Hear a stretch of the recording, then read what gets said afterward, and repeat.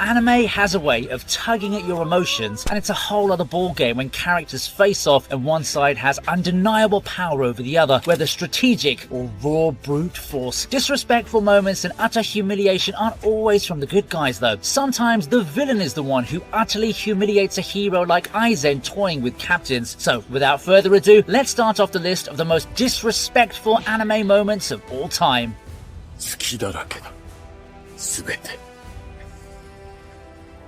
We'll be starting off this list with one of the coolest villains of the Bleach universe.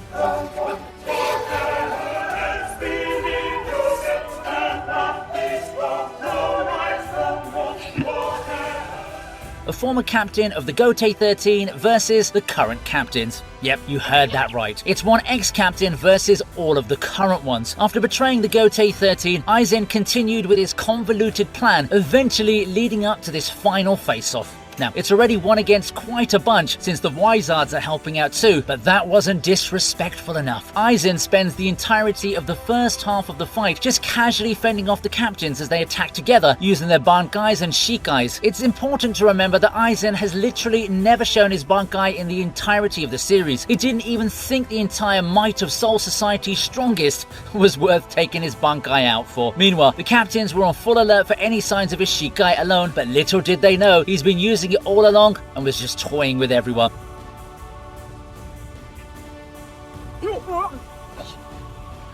Psychic powering its way into this list, we have Mob versus Goyama in Mob Psycho 100.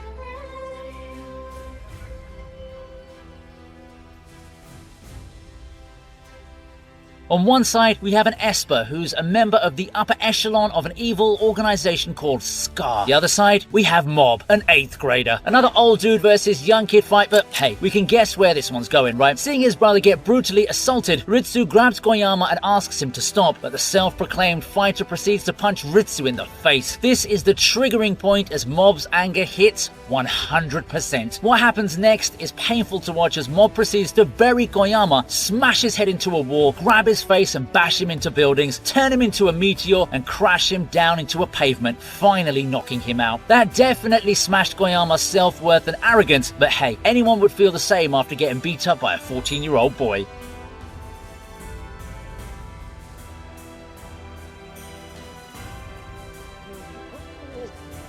Next up, we have a moment from Assassination Classroom.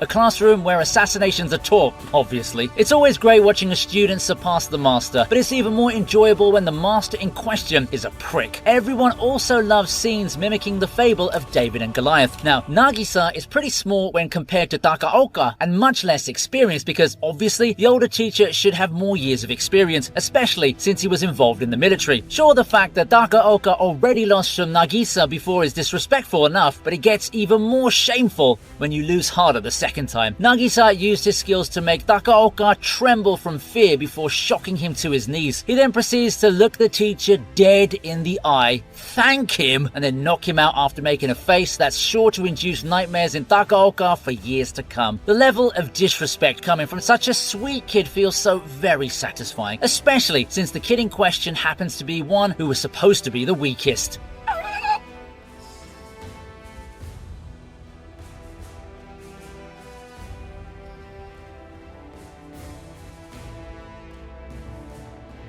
Moving on, we have one of the most satisfying humiliations in recent times. Naofumi humiliates the king and Multi in the Rising of the Shield Hero.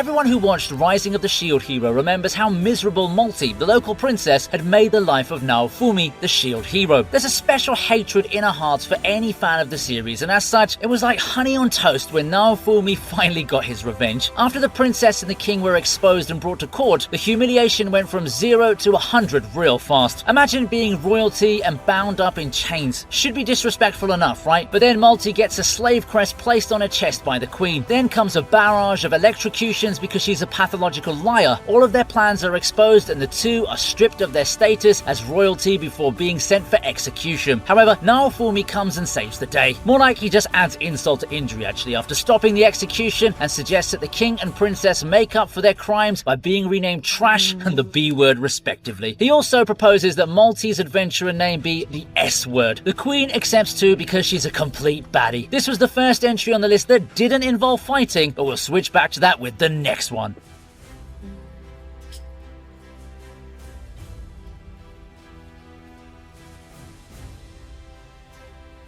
And it's King Bradley's one-man army moment from Full Metal Alchemist Brotherhood.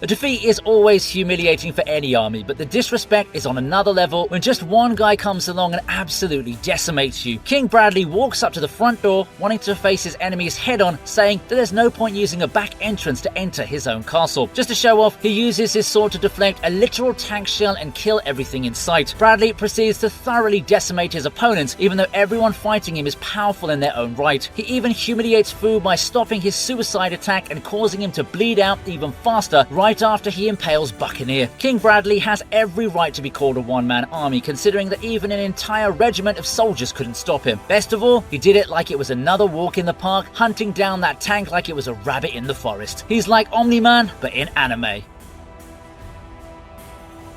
Waka. Menmoku. Arimasen. We all love one-sided domination, so let's not stop with the last entry. Blasting his way into the list, we have Benimaru versus the Holy Soul Shadows from Fire Force.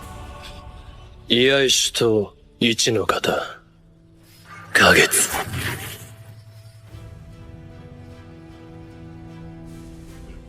Now, you may have already seen Benimaru on some form of social media, since he's the guy who made that exceptionally pleasant sound by completely decimating an infernal demon, so I assure you, this moment was much more disrespectful. Here, Benimaru fought the Holy Soul Shadows, assassins who work for the temple. Now, these assassins, being a covert group of killing machines, are strong enough for even Joker to vouch for, but Benimaru single-handedly dealt with what looked like 20 members. He held them off with his signature nonchalant expression, casually breaking bones and making bodies fly, even throwing fireballs and telling them to catch. It was gorgeous and disrespectful from start to finish, showing how much of a monster he really is.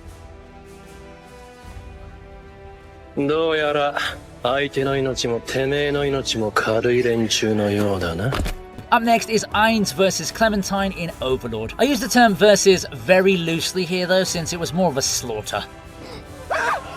だから私だってゆっくりやってやるさ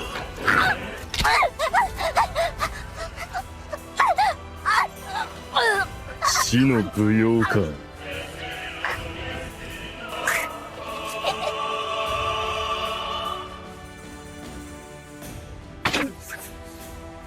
Clementine is a sadistic psychopath killer who just so happens to have gotten on Ainz's bad side. It's important to note that A. Ainz is disguised as Momon, so he's not even using sorcery, which is his speciality, and B. Clementine is actually considered a very strong human being. With those exhibits out of the way, the fight begins with Clementine amping herself up with buffs and Ainz standing there very still. This ticks her off, so she plummets her stilettos into his helmet, evoking electricity and fire. This does absolutely nothing, and Ainz simply wraps his arms around her. He then reveals that he's actually a magic caster, a class she's supposed to have the advantage against. He says to her face that he considers her too weak to use any blades and swords on. She's able to do absolutely nothing as he slowly crushes her with his arms. That was just extremely brutal. 言い忘れていたな私は非常にわがままなんだ。 Tortured onto this list. Up next is a moment from Tokyo Ghoul where Garnaki makes Jason count. もう一度言うよ。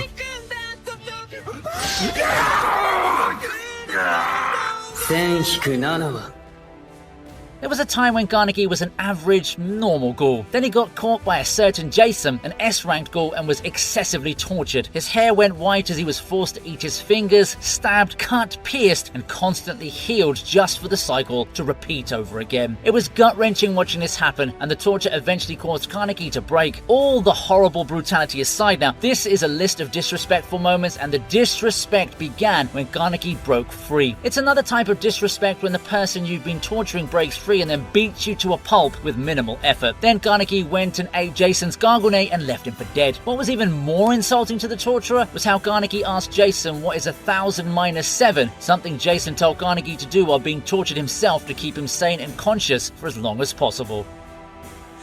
仕方ないよね。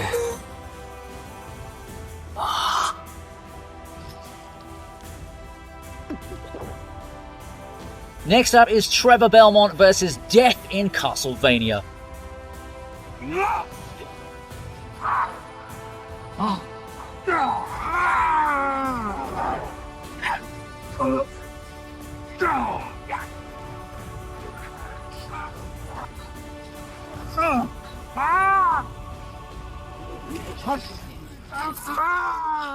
Well, we've seen a lot of disrespectful beatdowns in this list, but disrespect is also proportional to the amount of respect and status a being has. Philosophy aside, what I'm trying to say is that some beings are so high in status that just defying them is super humiliating. Like death, for example. Like literal death. In the first half of the fight, Trevor simply stands up to the Grim Reaper and gets his butt handed to him. After being soundly beaten, Trevor gets on his feet but with greater resolve. Trevor proceeds to whip Death into submission like he's a fool at a circus before deftly moving behind him and sticking his blade in Death's forehead. There's no greater humiliation than a being that has godly levels of power getting beaten up by a dude with a whip. Well, there definitely are greater moments of disrespect since we're not even halfway in, actually.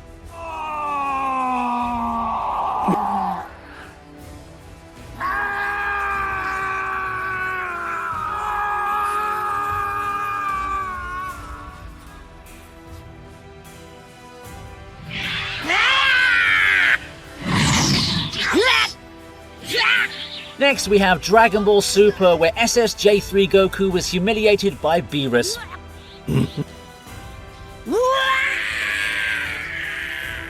Dragon Ball is known by 99% of anime fans, and even those few who haven't watched it know who Goku, the protagonist of the series, is. Goku has had his fair share of losses, but none as disrespectful as the entry in the top 10 of our list. Goku is one of the strongest in the world of Dragon Ball at this time, having beaten all prior foes and still continuing his training, but all of his power is a speck when faced with the god of destruction, Beerus. After Goku literally asks Beerus for a spar to test his powers, the outcome is less than great for Goku. He powers up to Super Saiyan 1, 2, and 3, but while Goku tries his best to land a hit on Beerus, all he does is casually dodge, even showing his back to Goku multiple times. Our hero isn't able to land a single hit, even with his strongest Super Saiyan 3 transformation. The maximum Beerus does is use one hand to block every single one of Goku's attacks and a finger to stop his energy blasts. After humoring Goku with the sham of a spar, all Beerus does is flick Goku before patting his shoulder and launching him into the ground. 2 moves were all it took for Beerus to undo Goku's transformation, soundly humiliating Earth's greatest warrior.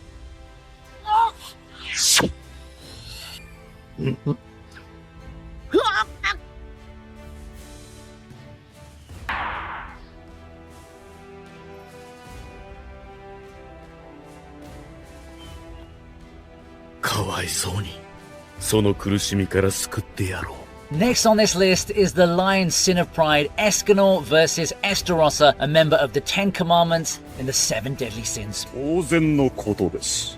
自分より弱い者に憎しみを抱くはずがないでしょう。抱くのは哀れみ。傲慢だな。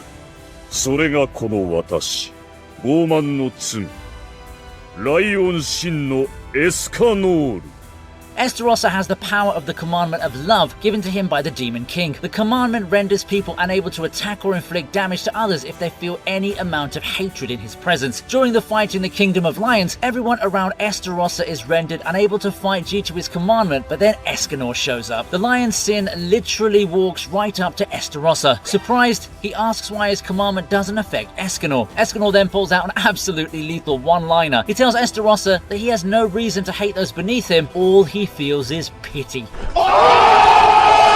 Even I felt secondhand disrespect from that dialogue. Once the fight begins then, Estarossa uses his full counter ability to wound Escanor. Upon learning that his own power was reflected towards him, Escanor quips that of course his own power was the reason he got wounded. He then proceeds to use the power of the sun to send Estarossa flying. During the course of the fight, the prideful Escanor simply beats down Estarossa and continues hurling painful moments. A perfect level of disrespect overall. おやおや、金貨でも落ちていましたか。エスタロッサが膝をついただと。聞こえてるのよ。 Blazing his way to another list is Saitama from One Punch Man.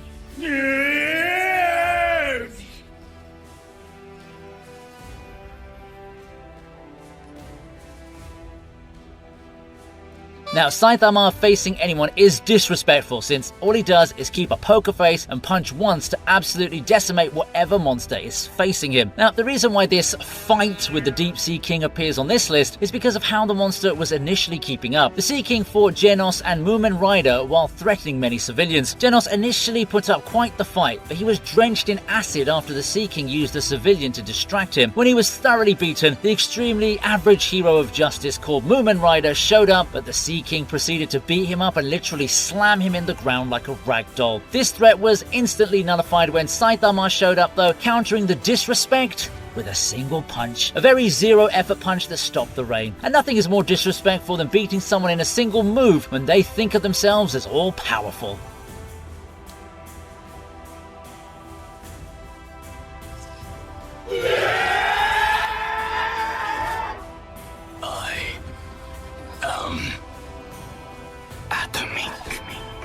Sneaking his way on this list is Shadow aka Sid Gargano from Eminence in Shadow.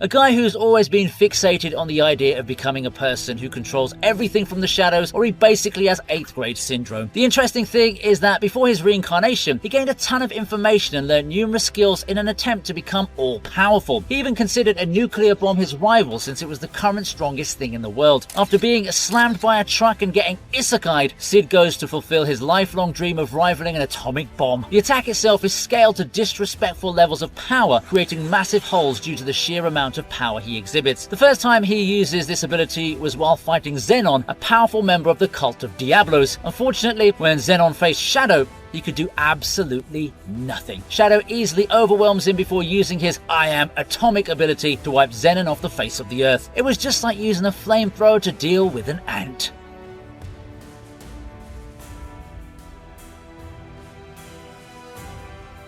Up next, we have Giorno from JoJo's Bizarre Adventures.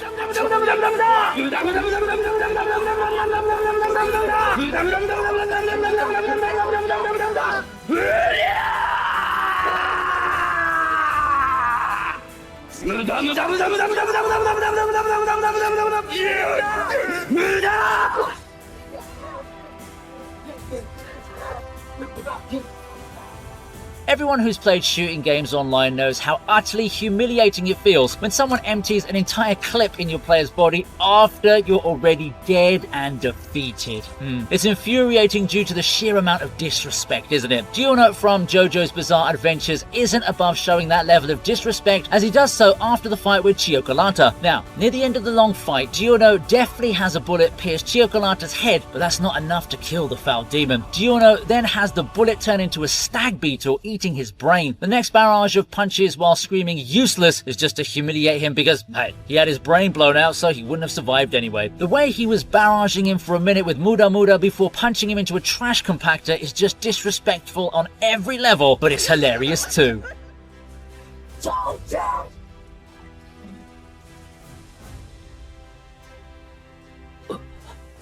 next, we have Kurapika from Hunter x Hunter versus Uvogin of the Phantom Troop.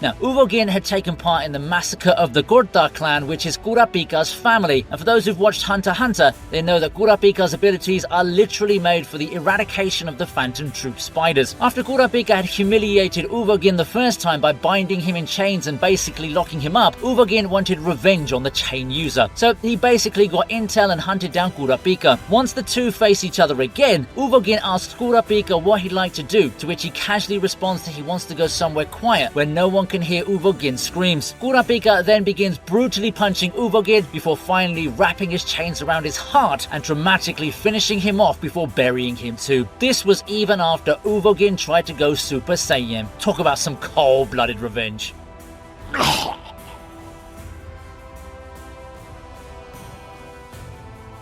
It's fitting that in the top 3 of this list is one of the big 3 of the shonen genre, Naruto.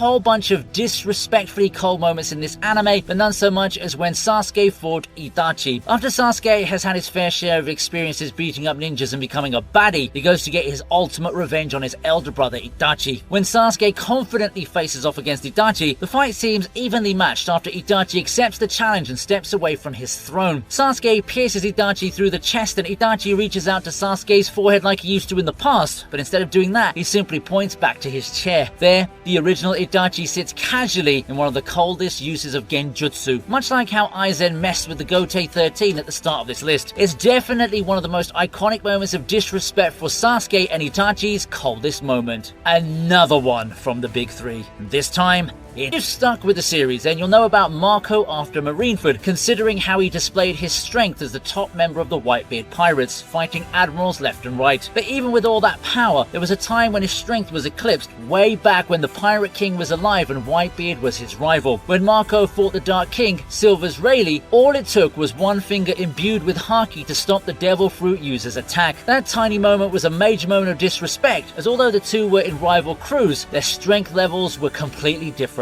This can be compared to how Mihawk had fought Zoro with a blade that was more like a letter opener. But that wasn't as disrespectful considering Zoro was at the start of his journey and had a lot more room to grow. Either way, the moment was great and fun to watch.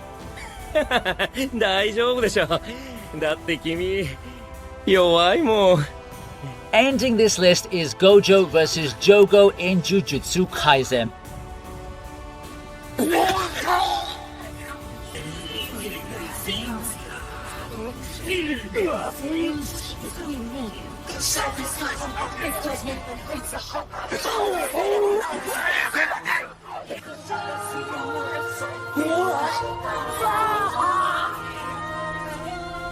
This title can be a tongue twister in itself, but anyway. Gojo, the strongest sorcerer alive versus Jogo, the thing that sorcerers exterminate for a living. Now, Jogo had been shown to be a particularly powerful cursed spirit, possessing power equivalent to around 9 of Sukuna's fingers. He demonstrated those powers by being a solid pain for everyone else's butt, but all of that changed when Gojo showed up. During the start of the fight, Jogo was pretty confident, going so far as to call Gojo easy. After shooting out a bunch of attacks and setting Gojo's face on fire, the spirit walked away thinking he'd won. Of course, he hadn't won. To clear up the confusion, Gojo treats Jogo like a baby, telling him to place his hand on his head to show the power of his 6 eyes. He then releases his power and touches Jogo's hand before punching him right in the gut. He then proceeds to punch and kick Jogo around until he kicks him into a crater. What's especially insulting is that Gojo then brings Itadori, telling Jogo that he's here to watch. He then says it will be fine since Jogo is weak. Not even his flames could inflict such a massive burn. After teaching Itadori about domain expansion, Gojo rips the cursed spirit's head off, ending his humiliation spree.